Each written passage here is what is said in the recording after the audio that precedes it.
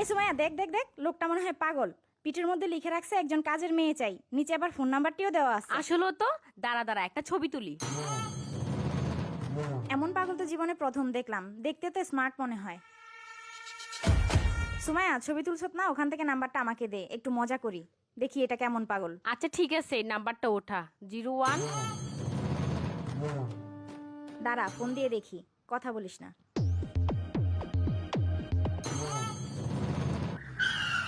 Hello, আসসালামু আলাইকুম। আচ্ছা, আপনি কি পাগল? আমি পাগল হতে যাব কেন? এটা আপনি কি বলছেন? পাগল না হলে কি এরকম কাজ কেউ করে? গলায় ঝুলিয়ে রেখেছেন কাজের মেয়ে প্রয়োজন। আসলে আমার একটা কাজের মেয়ে ভীষণ প্রয়োজন, এই জন্য পিঠের ভিতরে এরকম লিফলেট লাগিয়ে বিভিন্ন এলাকায় ঘুরে বেড়াচ্ছি। কি করব বলেন? কাজের মেয়ে প্রয়োজন বলেই তো এরকম কাজ করছি। আচ্ছা বলুন তো, সত্যি কি আপনার কাজের মেয়ে প্রয়োজন? কতটা প্রয়োজন হলে একটা মানুষ পিঠের ভিতরে লিফলেট লাগিয়ে ঘুরে বেড়ায় একটাবার বোঝেন? সুমাইয়া